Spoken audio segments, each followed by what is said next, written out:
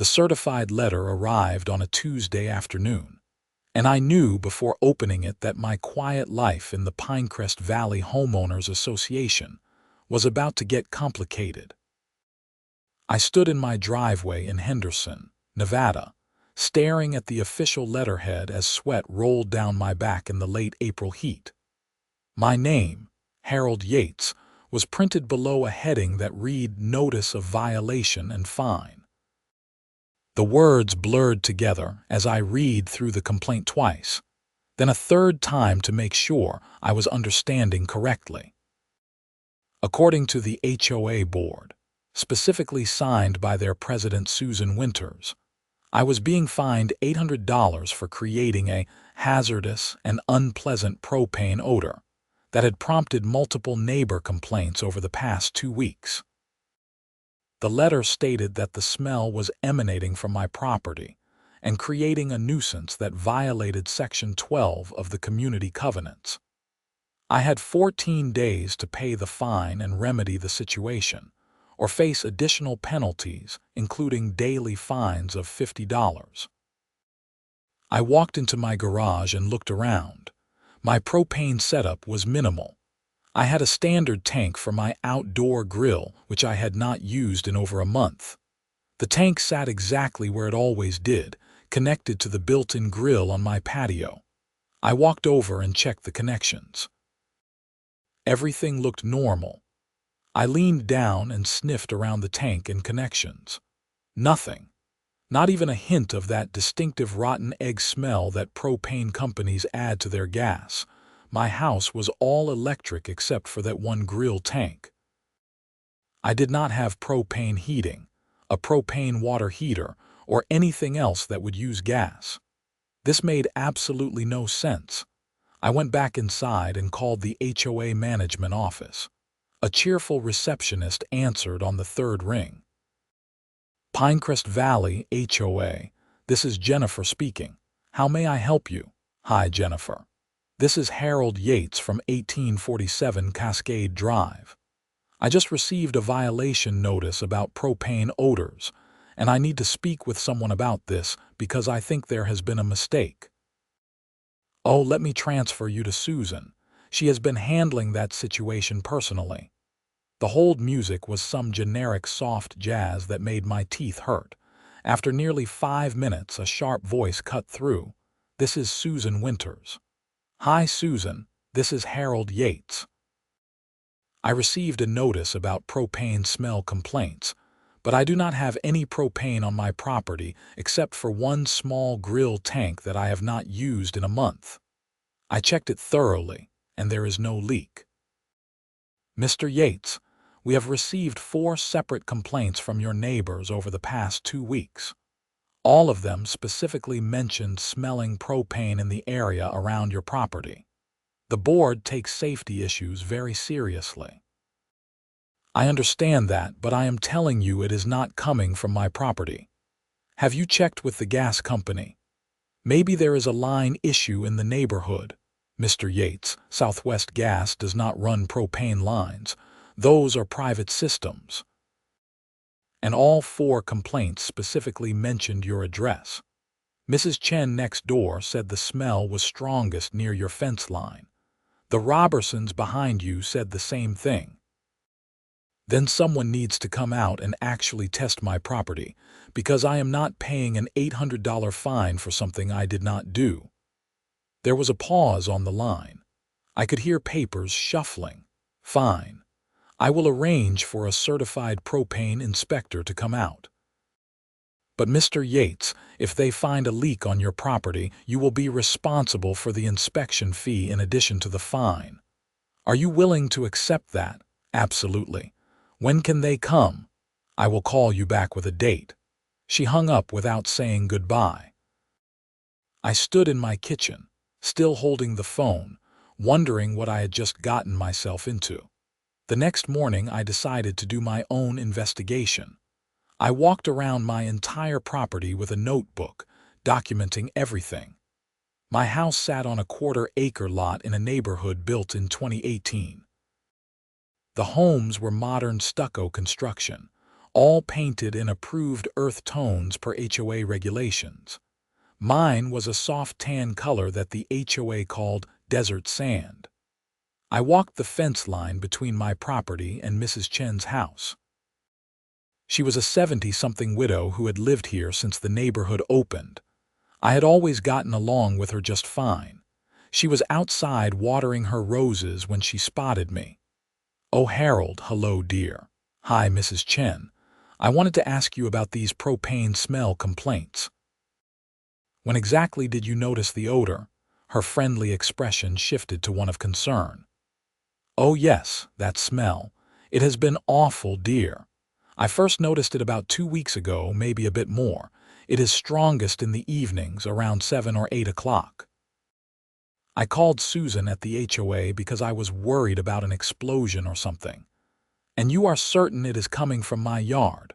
"Well, I assumed so. It is strongest right here along this fence." She gestured to the area where my grill sat on the other side, about 15 feet away. "Mrs. Chen, I have not used that grill in over a month, and I checked it yesterday. No leak at all," she frowned. "That is odd, but dear, I definitely smell it. Just last night it was quite strong again." "What time last night?" "Around 7:30. I was out here watering, just like now." I made a note of that. "Has it ever happened in the morning or afternoon?" "No, now that you mention it. Always evening." I thanked her and continued my investigation. I knocked on the Robertsons' door behind my property. Mark Robertson answered, a guy about my age in his late 30s wearing workout clothes. "Hey Harold, what's up?" "Hey Mark. I got a notice from the HOA about propane smells. I understand you filed a complaint," he nodded, looking uncomfortable. "Yeah, man. Look, I was not trying to cause trouble, but my wife Sarah was worried. We have 2 little kids, you know. And that smell has been really strong some evenings." "I totally understand. Can you tell me exactly when you have noticed it?" "Usually around dinner time between 7 and 8. It is weirdest thing. One night it is fine, next night it stinks like crazy." "And you thought it was coming from my property?" "Well, yeah. It seems strongest near your back fence. Sarah actually mentioned it might be your grill or something. I checked everything. No leaks. My only propane is one grill tank, and it has been sitting unused for weeks." Mark scratched his head. "That is weird, man, but I definitely smell it. Sarah does too." I asked him the same question I had asked Mrs. Chen. "Ever notice it during the day or morning?" "No, always evening." This was getting interesting. A pattern was emerging. I spent the rest of the morning talking to 2 other neighbors who had apparently complained. Both told similar stories. Evening smells around 7 to 8 at night, seemingly coming from near my property. But none of them had actually seen me using propane or witnessed any visible leak. That evening at 7:15, I sat in my backyard with all my windows and doors open. I wanted to smell whatever they were smelling. The temperature was cooling down from the day's heat, and I had a clear view of my grill tank and all the areas where neighbors said the smell was strongest. At 7:32, I caught it. A distinct whiff of propane, that unmistakable mercaptan odor that makes natural gas and propane identifiable. My first instinct was to check my grill tank again. I walked over, bent down, and sniffed carefully around all the connections and the tank itself. Nothing. The smell was definitely in the air, but it was not concentrated near my tank at all. I walked around my yard, following my nose like some kind of bloodhound. The smell seemed to drift in and out, stronger in some moments than others. I walked along my back fence, then along the side fence near Mrs. Chen's property. The smell was present but not particularly concentrated in any one spot. Then I heard it. A faint hissing sound, rhythmic and mechanical. I stopped and listened carefully. It was coming from beyond my back fence, from the common area behind the houses. Our neighborhood backed up to a landscaped greenbelt that ran between our block and the next street over. The HOA maintained that area. I walked to my back gate and stepped into the common area. The greenbelt was about 40 feet wide, planted with desert landscaping and a few small trees. There was a walking path that residents used for evening strolls. And right there, partially hidden behind some ornamental grasses, was a large propane tank setup.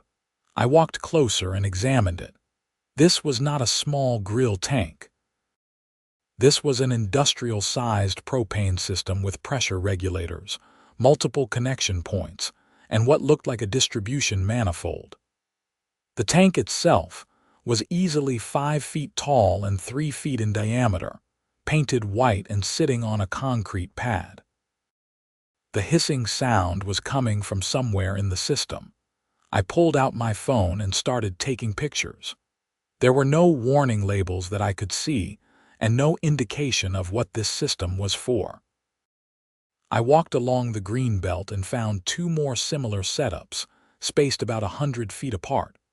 All 3 were positioned behind the houses in my section of the neighborhood. My phone rang. It was Susan Winters. "Mr. Yates, I have scheduled the propane inspector for Friday morning at 9. His name is Robert Torres from Desert Safety Inspections. He will meet you at your property." "Susan, I have a question. Does the HOA have propane systems in the greenbelt behind our houses?" There was a pause. "Excuse me. I am standing in the common area right now, looking at a large propane tank system. There are actually 3 of them spread out along this greenbelt. What are they for?" "I have no idea what you are talking about." "Susan, there are 3 industrial-sized propane tanks in the HOA-maintained common area. You are the HOA president. How do you not know about them?" Her voice took on that sharp edge again. "Mr. Yates, I am well aware of every system and utility on HOA property. There are no propane systems in the greenbelt." "Then what am I looking at?" "I would not know. But I can assure you that any propane system on your property is your responsibility. The inspector will be there Friday at 9. Please be available." She hung up again. I stood there staring at the propane tank in front of me, wondering if Susan Winters was genuinely clueless or deliberately lying. I spent Wednesday evening doing research. I pulled up the HOA architectural plans from the county recorder's office online. The neighborhood plans showed the greenbelt area, but no indication of any propane systems. I searched through old HOA meeting minutes that were posted on the community website. Nothing about propane installations. Then, I found something interesting in the minutes from August 2023. A brief mention of completing the outdoor amenity heating system installation, with costs totaling $47,000. There was no detail about what this heating system was or where it was located, just a note that the project was approved and completed. I grabbed my laptop and walked back out to the greenbelt as the sun was setting. Sure enough, I could now see what I had missed before. Positioned along the walking path were decorative pillars with built-in heaters. They were the kind of outdoor patio heaters you see at fancy restaurants, but built into permanent stone structures. There were 6 of them spread along the path in our section. I walked up to the nearest pillar and examined it closely.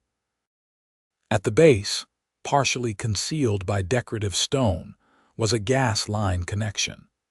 These patio heaters were running on propane from those tanks I had found. Someone had installed a whole system of propane-fired outdoor heaters along the walking path, and at least one of them was leaking. I took more pictures and made detailed notes. The smell was present again this evening, and now that I knew what to look for, I could tell it was drifting from the greenbelt area toward the houses. Depending on wind direction, it would blow toward different properties. Mine just happened to be in the path most evenings. Thursday morning, I called a locksmith buddy of mine named Pete, who did a lot of work with gas systems in commercial buildings. I explained the situation and asked if he could come take a look. "Yeah, man, I can swing by after lunch.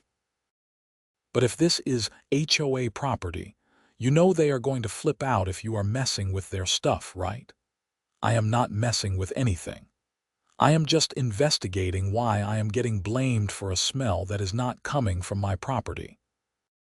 Pete showed up around 2 in the afternoon driving his work van. He was a stocky guy with a thick beard and 20 years of experience with all kinds of building systems. We walked out to the green belt and I showed him the setup. He let out a low whistle. "Okay, this is a pretty elaborate system. Somebody spent real money on this." He pulled out a handheld gas detector from his toolbox and started moving it around the connections and the tank itself. The detector started beeping immediately near one of the junction boxes. "There you go. You have got a leak at this connection point." He pointed to where one of the distribution lines connected to the manifold. "This fitting is loose. Has been for a while from the look of it. See that discoloration? That is from the mercaptan in the gas. Is it dangerous? I mean, it is not good. Propane is heavier than air, so it sinks. In an enclosed space, this could definitely be a problem. Out here in the open, it is mostly just a nuisance and a waste of gas. But yeah, they need to fix this ASAP. Can you document this? I need proof that this is not coming from my property." Pete spent the next 30 minutes testing all 3 tank systems. He found leaks at 2 of them. He took pictures, made notes, and gave me a written statement on his company letterhead describing what he found. "The leak at the middle tank is worse than I thought," he said as we walked back toward my house. "That one is going to need more than just tightening a fitting. The valve assembly is cracked. They are going to have to replace parts. How much propane is leaking?" "Hard to say exactly, but based on the detector readings and the visible staining, I would estimate they are losing maybe 10 to 15 gallons a week from that one alone. At current propane prices, that is probably costing them $300 to $400 a month in wasted gas."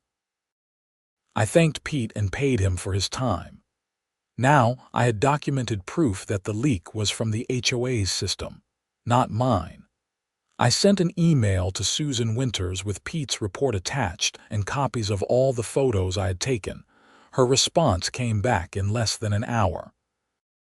"Mr. Yates, as I stated previously, there are no HOA propane systems in the green belt. I do not know what you think you have found, but the inspection of your property will proceed as scheduled Friday morning. The HOA will not be responsible for any inspection fees or for dismissing your fine unless the inspector certifies that your property has no leaks. Susan Winters, HOA President." I read the email 3 times. She was either in complete denial or covering something up. Either way, I was going to that inspection tomorrow with all my documentation ready. Friday morning arrived clear and hot. Robert Torres pulled up in a white van marked Desert Safety Inspections at 8:55. He was a compact man in his 50s with weathered skin and the careful movements of someone who had worked around hazardous materials for a long time. "Harold Yates, that's me. Thanks for coming out. No problem. I understand you have got some propane smell complaints from neighbors." "That is what the HOA says, but I think I know what is actually causing it." I showed him my grill tank first. He pulled out his own gas detector, more sophisticated than Pete's, and thoroughly checked every connection, the tank itself, and the entire grill assembly. "No leaks here. This is all tight and properly maintained. When did you last use this?" "Over a month ago." He checked the gauge on the tank. "Still got about half a tank. If you had a leak, this would be empty by now." He made notes on his clipboard. "I need to show you something else." I walked him out to the green belt and showed him the propane tank systems. His expression changed immediately from casual professionalism to serious concern. These are on HOA property. Yes, they feed those outdoor heaters along the path. He spent the next 40 minutes conducting a thorough inspection of all 3 systems. I watched as his detector beeped and chirped at multiple points. He took temperature readings, pressure measurements, and examined every connection and valve. Finally, he straightened up and shook his head. "Okay, this is not good. You have got multiple leaks here. 2 of the connections are loose, 1 valve assembly is cracked, and this middle tank here has a faulty pressure regulator. This whole system is not up to code." "What do you mean?" Propane systems of this size require specific safety installations. You need proper ventilation considerations even in outdoor installations, regular maintenance inspections, and certified technician oversight. I do not see any maintenance tags or inspection records. These tanks should have been inspected every 6 months minimum.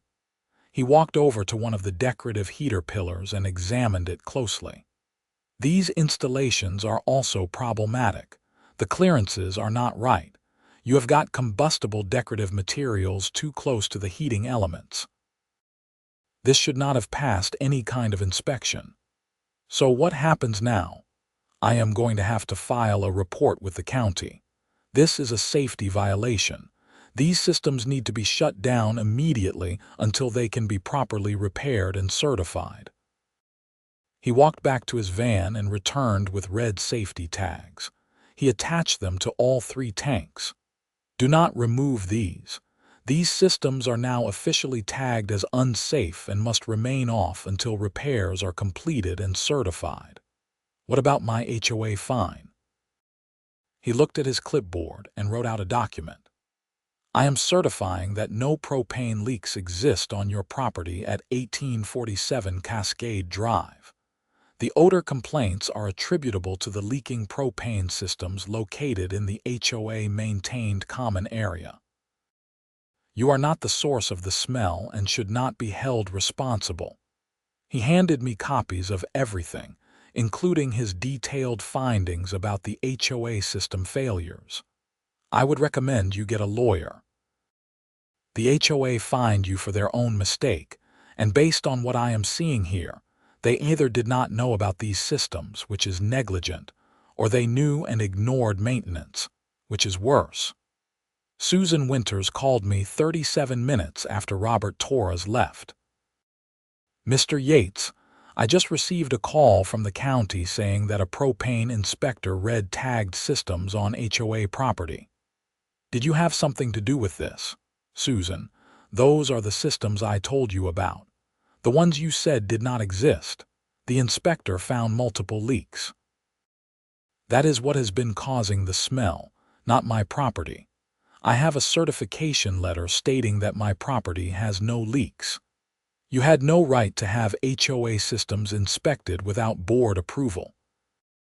I had every right to investigate why I was being fined $800 for something I did not do. The inspector found the real source of the problem. You need to fix your systems and rescind my fine." "This is not over, Mr. Yates." She hung up. I immediately scanned all my documents and emailed them to the HOA management company, with copies to every board member whose email I could find on the HOA website. I wanted a paper trail showing that I had provided proof that the leaks were from HOA property. That evening I got a knock on my door. It was Mrs. Chen with a casserole dish. "Harold, dear, I heard what happened. Susan called an emergency board meeting for tomorrow morning. She is very upset." "Did she mention that the leaks were coming from HOA systems, not my property?" Mrs. Chen looked uncomfortable. "She said you deliberately sabotaged HOA property and filed false reports to avoid your fine." I felt my jaw tighten. "Mrs. Chen, I have certified documentation from a licensed inspector proving that my property has no leaks and that the HOA systems are the actual source. She is lying." "Oh dear." This is getting messy, is it not? She handed me the casserole dish. Chicken and rice. You look like you could use a good meal. Saturday morning at 10, I showed up at the HOA clubhouse for the emergency board meeting. Susan had posted notice of it on the community website with the agenda item listed as discussion of safety violations and resident misconduct. The board consisted of 5 people. Susan as president, a vice president named Tom Henderson, a treasurer named Brenda Lawrence, and 2 at-large members, Kevin Marsh and Patricia Rodriguez. They sat at a long table at the front of the room. About 15 other residents were scattered in the folding chairs, including Mrs. Chen, the Robertsons, and several others I recognized from the neighborhood. Susan called the meeting to order with a sharp crack of her gavel. We are here to discuss serious safety concerns and potential legal action regarding resident violations. I raised my hand. I would like to speak during the public comment period. There is no public comment today. This is a closed board meeting. Nevada law requires HOAs to allow homeowner participation in board meetings. This is not an executive session, so it has to be open. Tom Henderson leaned over and whispered something to Susan. She looked annoyed but nodded. Fine. Public comment at the end. Susan spent 15 minutes describing how I had interfered with HOA property and caused unnecessary expense by having the propane systems red tagged. She made it sound like I had vandalized something rather than identified a safety hazard. Furthermore, she continued, Mr. Yates has not paid his fine for the propane violations. The fine is now overdue, and daily penalties have begun accruing at $50 per day. He currently owes $950. Brenda Lawrence spoke up. Susan, did the inspector find leaks on Mr. Yates's property? The inspection is not the point. He still created a nuisance and then interfered with HOA operations. But did the inspector find leaks on his property or not? Brenda pressed. Susan shuffled papers. The inspector found issues with HOA systems. So the smell was not coming from Mr. Yates's property? This was Tom Henderson. That is not relevant. He still violated procedures. I had heard enough. I stood up. I am invoking my right to public comment. The public comment period is at the end. Then we are at the end. I am commenting now. I walked toward the front of the room, holding my folder of documents. I was fined $800 for propane smells that multiple neighbors complained about. I was told the smell was coming from my property. I hired a certified propane inspector who determined that my property has 0 leaks. That same inspector found multiple leaks in HOA-owned propane systems that none of you apparently knew existed or bothered to maintain. I placed copies of the inspection report on the table in front of the board members. The inspector also determined that those HOA systems are not up to code, have not been properly maintained, and pose a safety risk. He was legally required to red tag them. I did not red tag them. He did, because they are dangerous. Patricia Rodriguez was flipping through the report. Susan, when were these propane systems installed? That is not important right now. It says here they were installed in 2023. How did we not know about this? We approved the amenity heating project. It is in the minutes. The minutes just say heating project. They do not mention propane tanks. Who approved this installation? Susan's face was getting red. The architectural committee approved the design. I am on the architectural committee, Kevin Marsh said. We approved decorative pillars with heating elements. Nobody showed us propane tanks. I thought those were electric heaters. They are outdoor patio heaters. They obviously run on propane. Not obvious to me, Kevin said. Electric patio heaters exist. If we had known these were going to require massive propane tanks and all this infrastructure, I would have voted differently. This should have come back to the full board. I jumped back in. Regardless of who approved what, the fact is that these systems have been leaking for weeks. Your neighbors complained about the smell. Instead of investigating the actual source, you immediately blamed me and fined me $800. Now you are trying to charge me additional penalties when I have proven that I did not cause the problem. Mr. Yates, you are out of order. No, you are out of order. You are so focused on protecting yourself that you cannot admit the HOA made a mistake. I want my fine rescinded immediately, along with all penalty fees, and I want a written apology. That is not going to happen. Brenda Lawrence cleared her throat. Actually, Susan, I think it should. Mr. Yates was wrongly fined. We have documented proof of that. If we do not rescind this fine, we are opening the association up to a lawsuit. I agree, said Tom Henderson. This fine should be rescinded. Susan looked like she had bitten into something rotten. We can discuss this in executive session. There is nothing to discuss, Tom said. I move that we rescind the fine against Harold Yates and dismiss all associated penalties.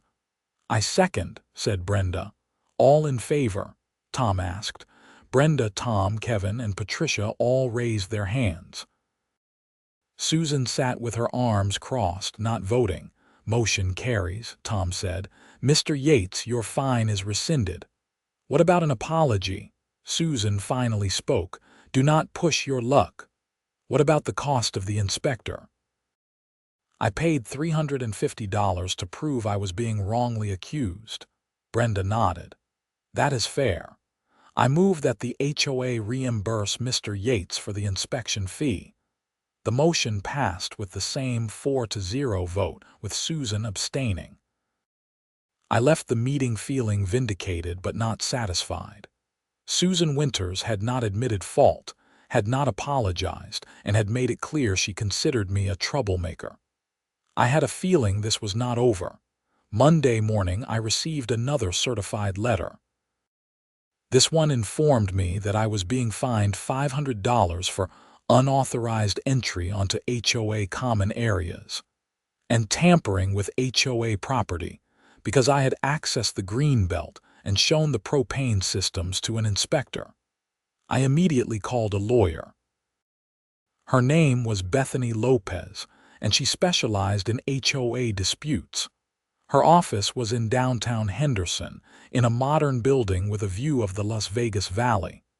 So let me get this straight, she said after I explained everything. They fined you for a smell. You proved the smell was from their equipment. They rescinded that fine, and now they are fining you for proving them wrong. Basically, yes. She leaned back in her chair and smiled.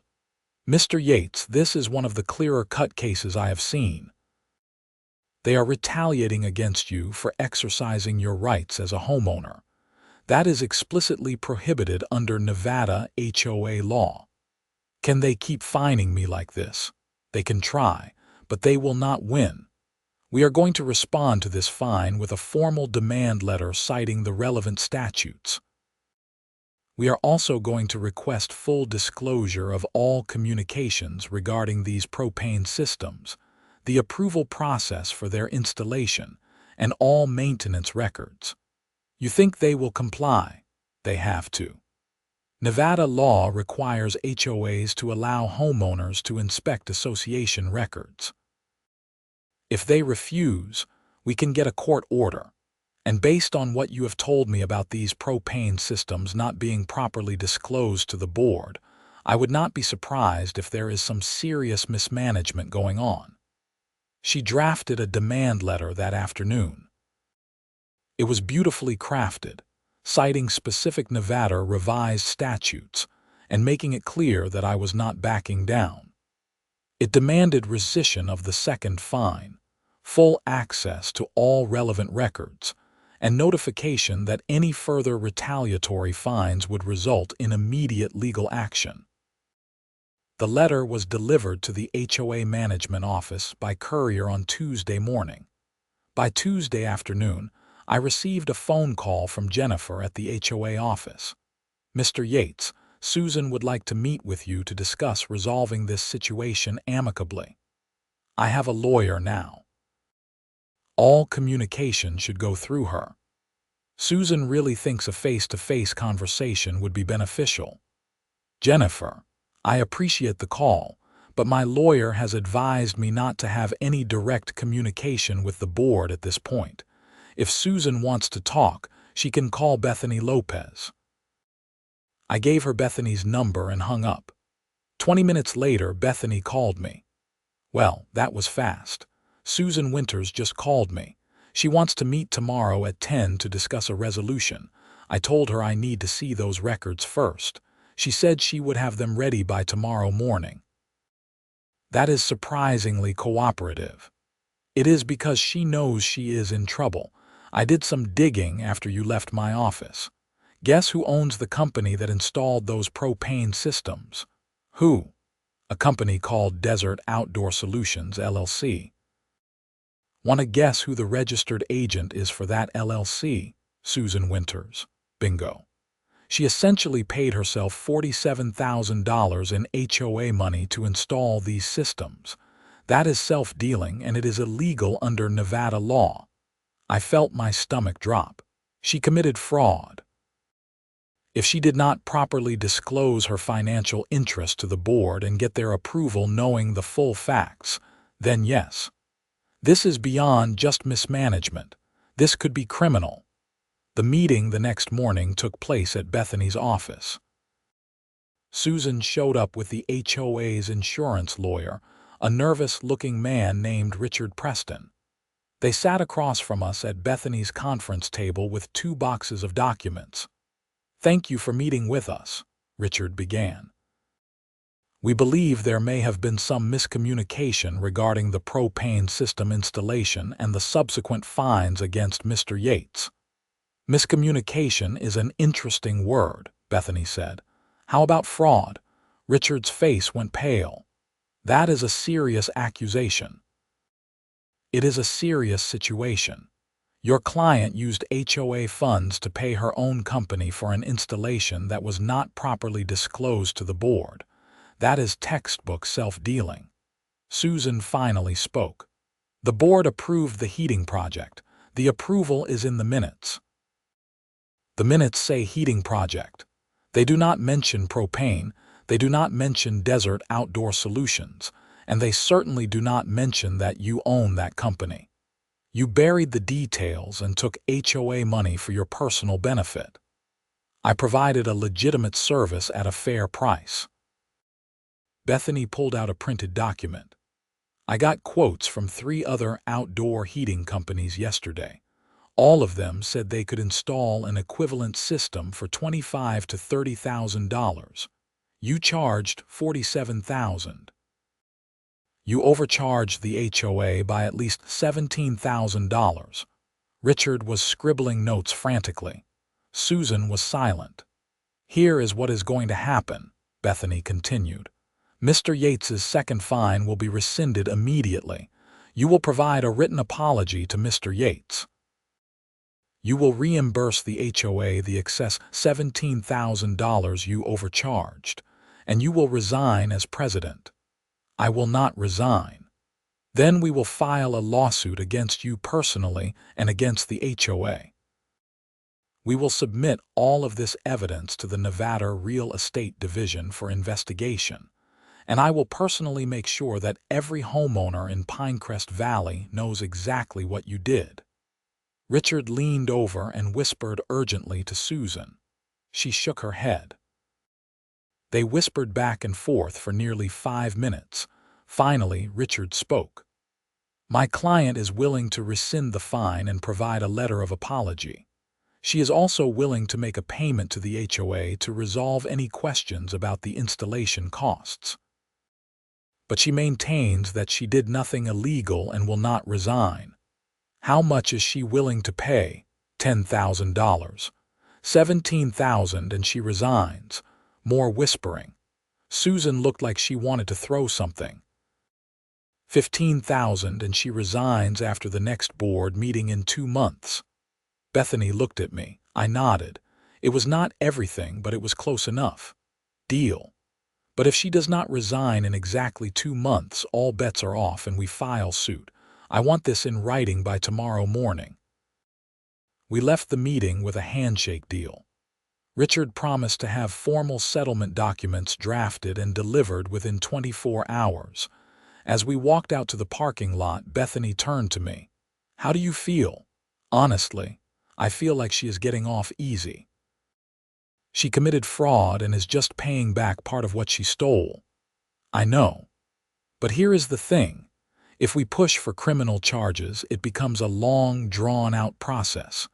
The HOA gets dragged through the mud, and that affects everyone's property values, including yours. This way you get vindicated, she is out, and the neighborhood can move on." "What about the propane systems? Are those going to get fixed?" "That is the HOA's problem now. With Susan on her way out, hopefully the new leadership will handle it properly." The settlement documents arrived the next morning as promised. Susan would rescind the fine, provide a written apology, pay $15,000 to the HOA, and resign effective at the June board meeting. In exchange, I agreed not to pursue any further legal action related to the propane situation. I signed the documents and returned them the same day. The written apology arrived 2 days later. It was terse and clearly written by a lawyer, but it acknowledged that I had been wrongly fined and that the propane odor had originated from HOA systems, not my property. It was copied to the entire HOA board and posted on the community website. The neighborhood reaction was swift. Within hours, my phone was ringing with calls from other residents asking what had happened. The community Facebook page exploded with discussion. Someone posted a link to the Nevada Business Entity Search showing that Susan owned Desert Outdoor Solutions. Others dug up the original approval minutes and pointed out how vague they were. By the weekend, there was a petition calling for Susan to resign immediately rather than waiting 2 months. It collected over 100 signatures. The HOA held another emergency board meeting, and this time the room was packed with at least 50 residents. Tom Henderson had taken over as acting president. He opened the meeting by acknowledging that there had been serious management failures regarding the propane systems and the treatment of me. "The board has reviewed all the facts, and we believe significant changes are needed. First, we are implementing new financial controls requiring full disclosure of any board member's business interests before approving contracts. Second, we are hiring an independent engineering firm to inspect and repair the propane systems properly. Third, we are reviewing all contracts approved in the past 2 years to ensure there are no other conflicts of interest." Someone in the audience raised a hand. "What about Susan? Is she still going to be here for 2 more months?" Tom looked uncomfortable. "The settlement agreement specifies that she will resign at the June meeting." "That is not good enough," someone else shouted. "She stole from us." "I understand the frustration, but we have to honor the legal agreement that was made." I stood up. "Actually, I can help with that. The agreement says she resigns at the June meeting in exchange for not pursuing legal action. But that is my agreement, not yours. The board can vote to remove her for cause right now if you want." "I will not object." Tom brightened. "Is that true?" Bethany had actually briefed me on this before the meeting. "Yes, the settlement prevents me from suing. It does not prevent the board from exercising its own governance authority." Tom looked at the other board members. "I move that we remove Susan Winters from the board for cause, effective immediately, based on undisclosed conflicts of interest and self-dealing in HOA contracts." "I second," said Patricia Rodriguez. The vote was unanimous. Susan, who had been sitting stone-faced in the back of the room, stood up and walked out without saying a word. The room erupted in applause. Over the next month, the HOA made significant changes. An engineering firm was hired to properly repair and certify the propane systems. It cost $12,000 in repairs and upgrades. The systems were also put on a regular maintenance schedule with quarterly inspections. Tom Henderson ran for president in the regular May election and won easily. One of his first acts was to establish a transparency committee to review all HOA contracts and spending. They found 2 other instances where Susan had steered contracts to companies owned by her friends in exchange for kickbacks. The board voted to report those findings to the Nevada Real Estate Division. In July, I received a call from an investigator with the state. Susan Winters was under investigation for multiple violations of HOA regulations and potential fraud.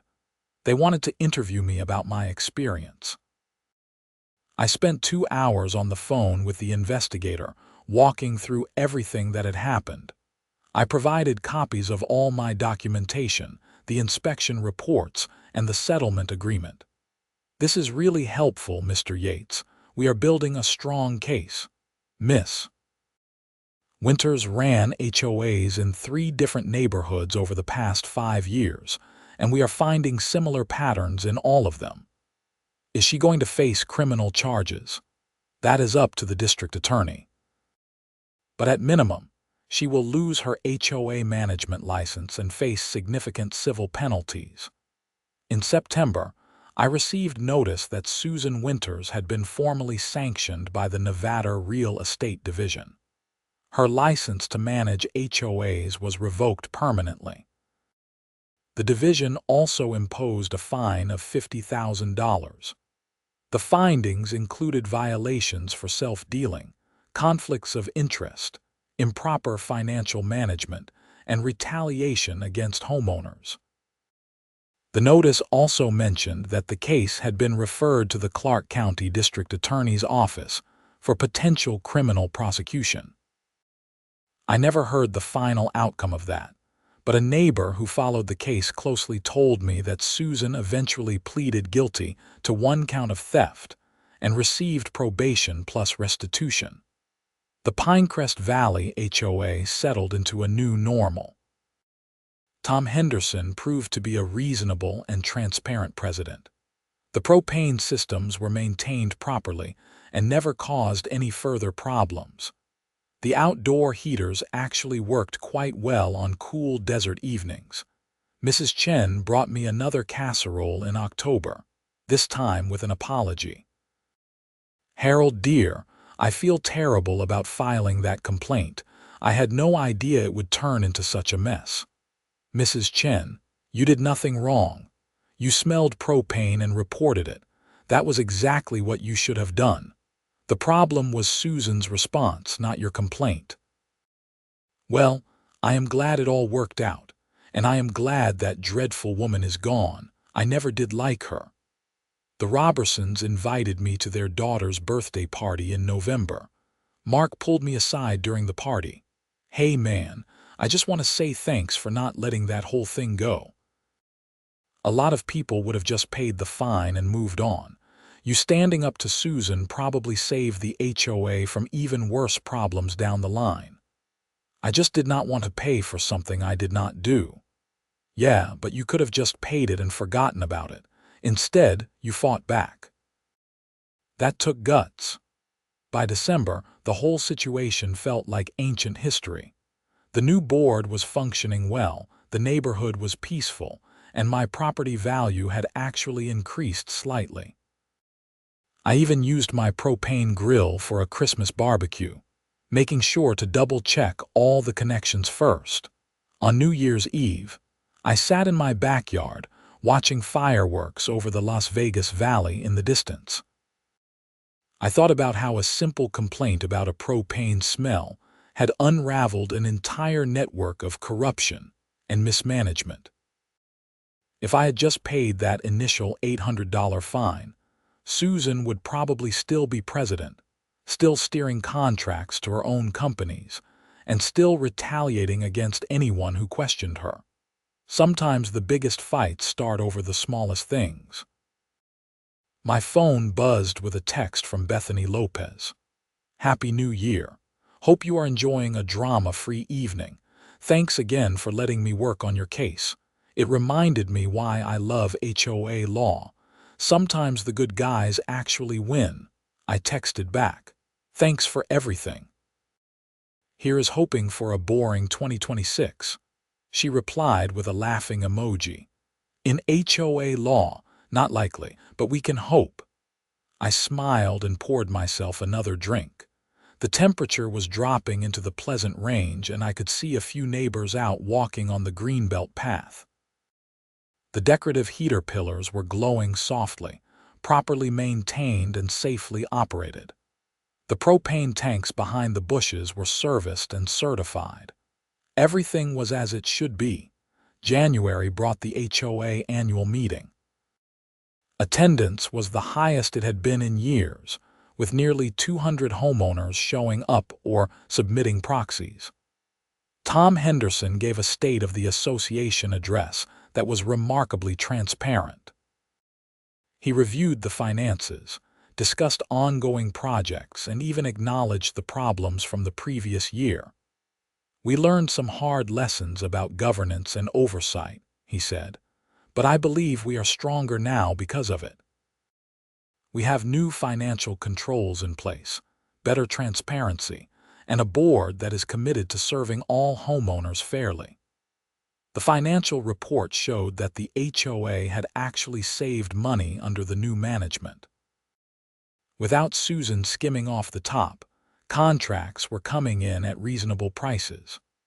The propane system maintenance was built into the budget at $1,200 per year, far less than what was being lost to leaks before. During the open forum portion of the meeting, an older gentleman I did not recognize stood up.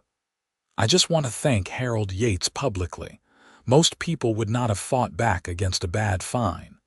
Harold stood up for what was right, even when it would have been easier to just pay and move on. Because of his courage, we uncovered serious problems in our HOA leadership. Harold, thank you." The room broke into applause. I felt my face get hot. I had not expected public recognition. I just nodded and raised my hand in acknowledgement. After the meeting, several people came up to shake my hand and share their own HOA horror stories. It seemed like everyone had at least one tale of an overzealous board member or an unfair fine. An elderly woman named Grace told me about how she had been fined for having the wrong shade of beige on her front door. "I fought it for 6 months. Eventually, I just repainted the door to shut them up. I wish I had stood up like you did." A young couple shared how they had been fined for parking their car on the street overnight when one of them came home late from work. "We paid it because we did not know we could fight it. Nobody tells you that you have rights." These conversations reinforced something I had learned through this whole experience. HOAs can be necessary organizations for managing common areas and maintaining property values, but they are only as good as the people running them. When power-hungry individuals like Susan Winters take control, they can cause tremendous damage. But when good people pay attention and hold leaders accountable, HOAs can function the way they are supposed to. February brought another small victory. Tom Henderson announced that the board had voted to implement a new fine appeal process. Before any fine could be finalized, homeowners would have an automatic right to appeal to a neutral third-party arbitrator. The HOA would pay for the arbitration, and the arbitrator's decision would be binding. This should prevent situations like what happened with Harold, Tom explained at the board meeting. If a homeowner believes they are being fined unfairly, they will have a clear path to challenge it without hiring a lawyer. Kevin Marsh added, We are also implementing a policy that any fine over $500 requires approval from the full board, not just the president. No single person should have the power to impose large fines unilaterally. These seemed like common-sense reforms, but they were revolutionary for our HOA. Under Susan's reign, she had essentially made unilateral decisions and rubber-stamped them through a compliant board. The new system created actual checks and balances. In March, I finally felt comfortable enough to take a vacation. I had not left town during the whole propane saga because I was worried about what might happen while I was gone. But with Susan gone and the new board in place, I felt safe booking a trip to visit my brother in Colorado. The day before I left, Mrs. Chen knocked on my door with a plate of cookies. "For your trip, dear. I just wanted you to know that I will keep an eye on your house while you are gone. If the HOA tries anything funny, I will call you immediately." I laughed. "I do not think they will, but I appreciate it. You never know with these organizations. They can turn on you so fast." She was not wrong, but I also felt like our HOA had genuinely turned a corner. The culture had shifted from one of secrecy and retaliation to one of openness and accountability. My vacation was blissfully uneventful. No emergency calls, no certified letters waiting when I got home, no drama.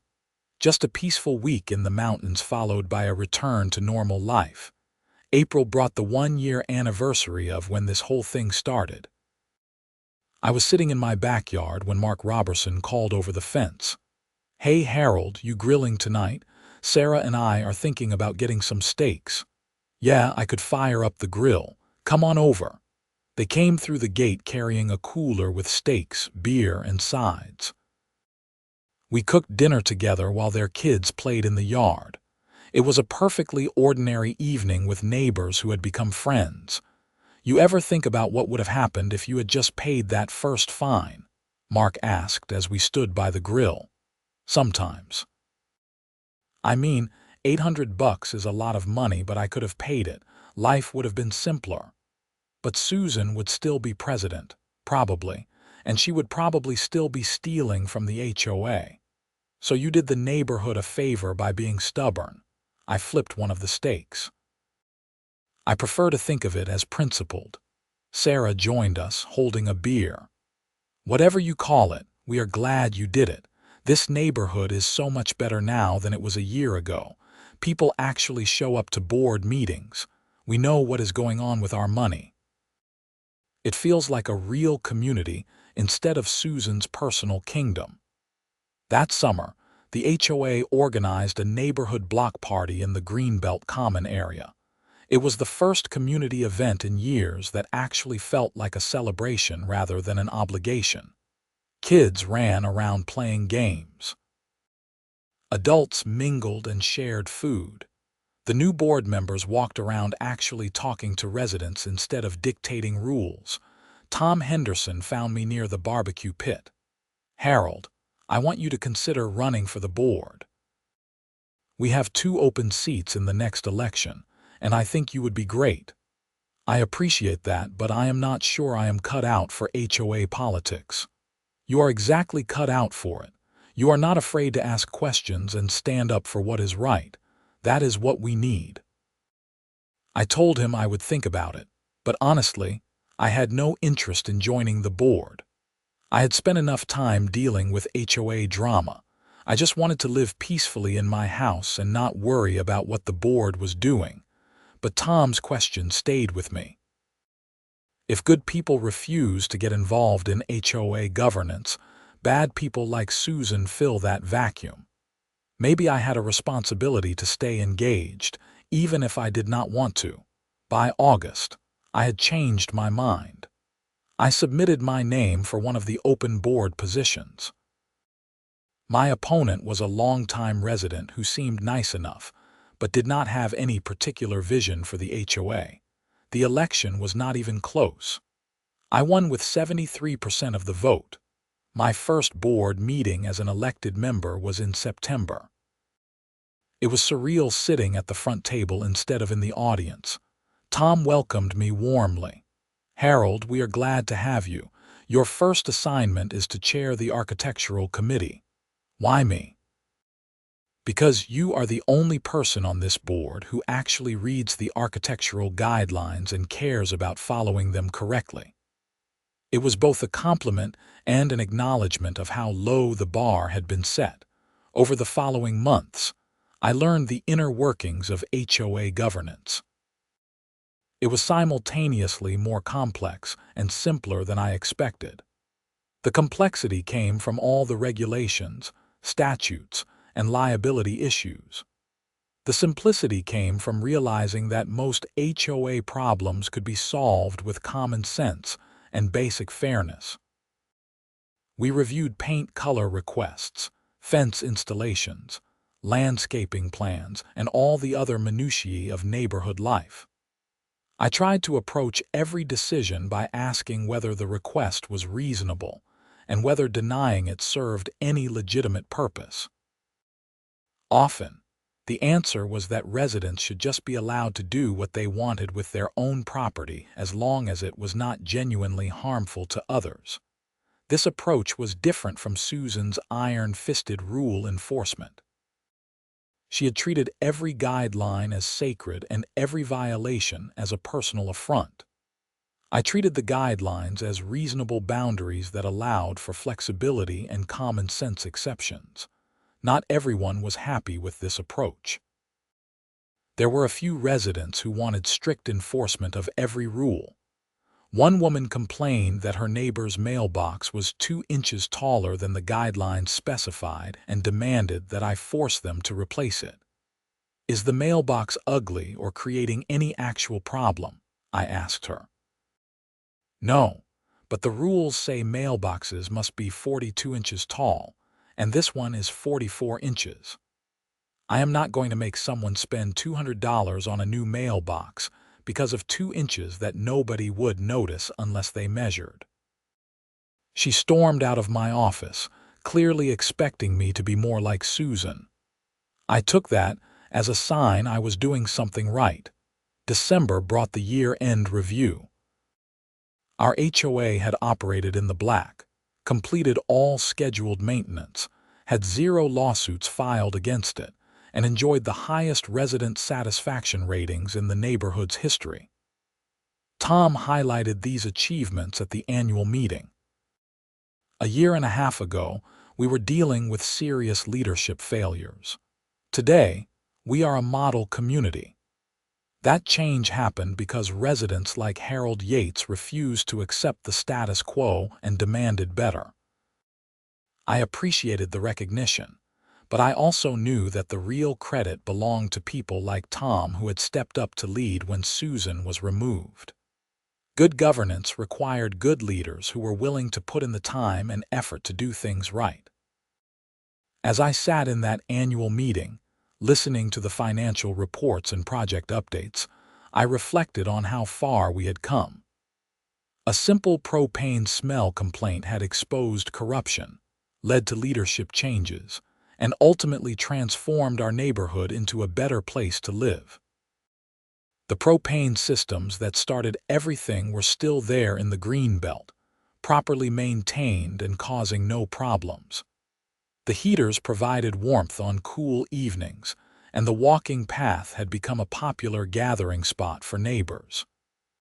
Sometimes I would walk that path in the evenings and smell the faint propane odor from the heaters when they were running.